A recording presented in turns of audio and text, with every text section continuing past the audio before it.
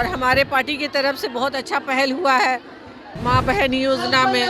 और महिलाओं को जागरूक करना है, हम लोगों को आगे बढ़ाना है। जो घर से निकलकर महिलाएं आई हैं यहाँ तक, वो आगे भी बहुत सक्रिय तरीके से पार्टी के लिए वर्क करेंगी। महिलाओं के लिए वृद्धा पेंशन का योजना का 1500 का घोषणा हुआ है। बहुत सारी योजनाएं हैं। सिवान में तेजस्वी यादव की आरजेडी अपने पुराने रॉ में लौटती दिख रही है। शहाबुद्दीन परिवार अब तेजस्वी यादव के साथ खड़ा है। वैसे में सिवान में क्या होगा, क्योंकि चिराग पासवान ने भी अपना गढ़ सिवान में मजबूत करने की बड़ी कवायद पिछले दिनों की थी। नमस्कार, दर्शन न्यूज में आपका स्वागत है। मैं हूं अनुराग। तेजस्वी यादव का आज सुपरहिट शो सिवान में हुआ। सिवान की तस्वीरें आपको दिखाते हैं। सिवान में आज तेजस्वी यादव थे, शहाबुद्दीन परिवार के बीच थे। दरअसल तेजस्वी कल ही पहुंचे थे, यानी बुधवार को सिवान पहुंचे थे और शहाबुद्दीन परिवार ने उनका ज़बरदस्त तरीके से स्वागत किया था। शहाबुद्दीन के बेटे ओसामा साहब और उनकी पत्नी हिना साहब ने खूब स्वागत किया। फूलों की बारिश की गई तेजस्वी यादव पर सिवान में, और सिवान में खूब गरजे बरसे तेजस्वी यादव। यानी सीएम नीतीश कुमार के बारे में तो बहुत कुछ कहा, लेकिन जिस तरह से सिवान में फिर से पुराने रॉ में लौटती दिख रही है आरजेडी पिछले दिनों टूट गई थी। मोहम्मद शहाबुद्दीन का परिवार अलग हो गया था आरजेडी के साथ। बहुत कवायद की गई थी 2024 के लोकसभा चुनाव में लालू परिवार की तरफ से कि फिर से शहाबुद्दीन परिवार एक हो जाए, लेकिन ऐसा हो नहीं सका था। हिना साहब ने 2024 का लोकसभा चुनाव अकेले अपने बूते पर लड़ा था और बड़ी संख्या में वोट लेकर आई थी। हालांकि दूसरे नंबर पर रही थी और कहीं न कहीं आरजेडी को बहुत पीछे ढकेल दिया था। उसी वक्त आरजेडी को एहसास हो गया था कि सिवान या फिर सिवान के आसपास के इलाकों में जब तक शहाबुद्दीन परिवार का साथ नहीं होगा, जीतना मुश्किल है। उसके बाद से लगातार कवायद जारी थी। 2024 के बाद जो है, अगर कहा जाए, विधानसभा का जो उपचुनाव हुआ और उपचुनाव के पहले आरजेडी को बड़ी सफलता मिल गई और शहाबुद्दीन परिवार साथ आ गया। हिना साहब और ओसामा साहब साथ आ गए। आरजेडी की सदस्यता फिर से उन्होंने ग्रहण कर ली। मोहम्मद शहाबुद्दीन के निधन के वक्त ही ये जो खटास आई थी वो खटास दूर हो गई और अब फिर से दोनों एक साथ हैं, साथ साथ एक मंच पर नजर आए, साथ साथ घर में भी दिखे। तेजस्वी यादव बच्चे को खिलाते नजर आए, ओसामा साहब के बेटे को खिला रहे थे गोद में, और कार्यकर्ताओं ने भव्य तरीके से स्वागत किया। यानी यूँ कहा जाए कि घर वापसी हुई है और घर वापसी के बाद ये एक बड़ा कार्यक्रम था आरजेडी का, तेजस्वी यादव का सिवान में, यानी मोहम्मद शहाबुद्दीन के गढ़ में सफल रहा। महिलाओं से संवाद हुआ और महिलाओं से संवाद में हिना साहब भी शामिल हुई। हिना साहब शामिल हुई और हिना साहब का जोश हाई था। हिना साहब भी थी और उसके पहले तेजस्वी के कार्यक्रम में ओसामा साहब भी शामिल थे। यानी पूरी तरह से अगर कहा जाए तेजस्वी के साथ खड़ा रहा मोहम्मद शहाबुद्दीन का परिवार। हिना साहब का भी जोश हाई दिखा। हिना साहब तेजस्वी यादव की योजनाओं को लेकर काफ़ी उत्साहित हैं। मंच से भी उन्होंने कहा और बयान भी जो उन्होंने दिया उसमें कहा कि तेजस्वी यादव की योजनाओं का जो 2500 रुपये उन्होंने माई बहन मान योजना के लिए रखी है, वो काफ़ी अगर कहा जाए सक्सेसफुल है, सफल है, और इसकी तारीफ करती वो नज़र आई। तो हिना साहब का बयान सुनवा देते हैं आपको कि हिना साहब ने इस दौरान क्या कुछ कहा है। आज हम लोग महिला शक्ति के रूप में यहाँ पर उपस्थित हैं।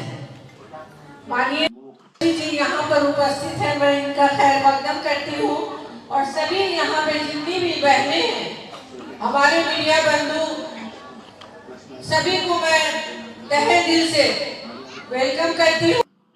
सिवान ऐसी जगह है जहाँ पर सिवान जिला को मैं दिल से अपने दिल में रखती हूँ और सिवान जिला मेरा परिवार है।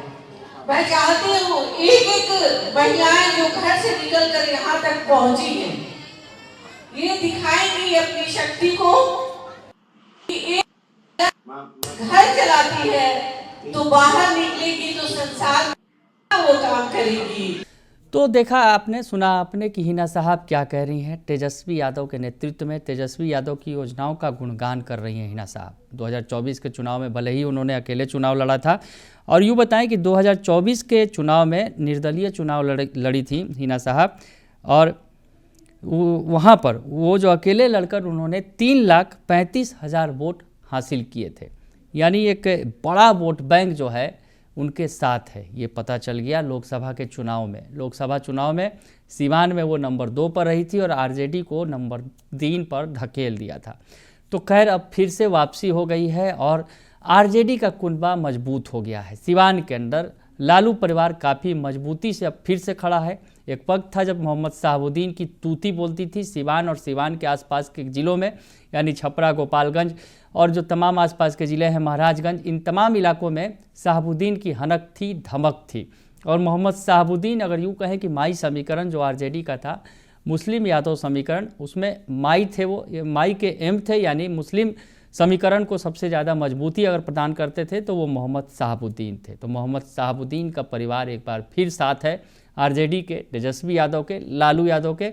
ऐसे में सीवान में काफ़ी मजबूत हो गया है आरजेडी। सीवान ही नहीं, आसपास के जो इलाके हैं जिनके जिक्र हमने किया, वो भी काफ़ी अब मजबूत गढ़ बनते जा रहे हैं आरजेडी के। वैसे में इस गढ़ में सेंधमारी की कोशिश की है चिराग पासवान ने। जी हाँ, चिराग पासवान जो पिछले दिनों ही, अगर इस साल के पहले ही, अगर शुरुआती दौर में ही प्रयास कर रहे थे, वो गढ़ में उन्होंने सेंधमारी की है। खान ब्रदर्स को अपने पाले में कर लिया है। जी हाँ, अयूब खान और रईस खान को शामिल कराया उन्होंने पार्टी में, और वो एक भी बड़ा कार्यक्रम उस वक्त भी आयोजित किया गया था सीवान में। वो तस्वीर भी देखने को मिली थी जब सीवान, अगर यूँ कहें कि मोहम्मद शहाबुद्दीन के परिवार के अगर कट्टर दुश्मन रईस खान और अयूब खान को उन्होंने अपने पाले में कर लिया था चिराग पासवान ने। तो चिराग के अंदर अगर कहा जाए मोहम्मद शहाबुद्दीन परिवार और खान ब्रदर्स के बीच आने वाले दिनों में सियासी अदावत देखने को मिलेगी। सियासत तो आमने सामने होगी, एक तरफ मोहम्मद शहाबुद्दीन का परिवार होगा, दूसरी तरफ खान ब्रदर्स होंगे। तो ऐसे में टक्कर बड़ी ज़बरदस्त होगी। तो चिराग पासवान ने भी इसमें सेंधमारी लगाई थी, खान ब्रदर्स को अपने पाले में कर लिया था। जहाँ दुश्मनी है शहाबुद्दीन परिवार से खान ब्रदर्स की, तो उसका फ़ायदा उठाया चिराग पासवान ने। हालांकि खान ब्रदर्स को शामिल करने के बाद कहीं ना कहीं एनडीए के अंदर चिराग पासवान के इस कदम को बहुत अच्छा नहीं कहा गया, क्योंकि जो खान ब्रदर्स की छवि रही है, बाहुबली वाली छवि रही है, और जिस तरह से गोली बंदूक गरजते रहे हैं सीवान के अंदर, उसमें खान ब्रदर्स का भी की महत्वपूर्ण भूमिका रही है। तो खैर चिराग पासवान ने भी कदम उठाया है। यानी 2025 के विधानसभा चुनाव की अगर बात करें, 2025 के विधानसभा चुनाव के मद्देनज़र तमाम जो पार्टियां हैं अपने समीकरणों को मजबूत करने में, दुरुस्त करने में जुटी हुई हैं। खान ब्रदर्स को शामिल करके चिराग पासवान ने बड़ा मैसेज भी दिया कि अल्पसंख्यकों के साथ वो खड़े हुए हैं। अल्पसंख्यकों को वो कहीं से भी एनडीए में रहकर अल्पसंख्यकों के हितों की अनदेखी नहीं कर रहे हैं। वो चिराग पासवान ने ये भी मैसेज दिया। चिराग पासवान ने सीवान में जो है मोहम्मद शहाबुद्दीन के गढ़ में सेंधमारी की भी कोशिश की है।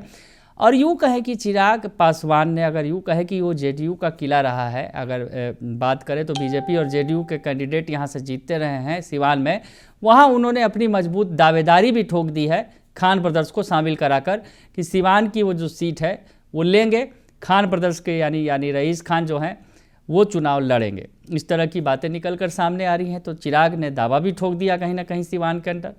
तो अब सीधा मुकाबला अगर यूँ कहें सीवान के अंदर देखने को मिलेगा। एक तरफ मोहम्मद शहाबुद्दीन का परिवार होगा जो तेजस्वी के साथ है, तो दूसरी तरफ खान ब्रदर्स होंगे जो चिराग पासवान के साथ है।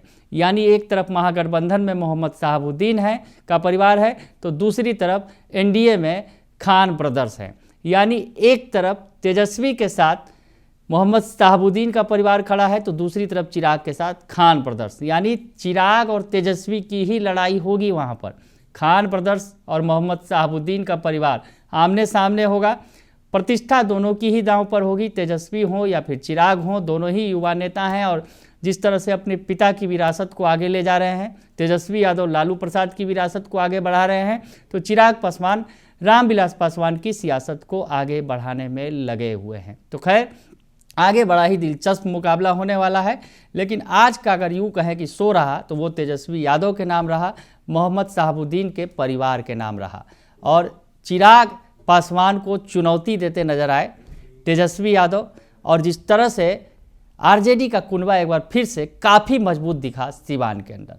बने रहिए दर्श न्यूज़ के साथ, तमाम खबरों से आपको अपडेट रखेंगे। फिलहाल के लिए इतना ही।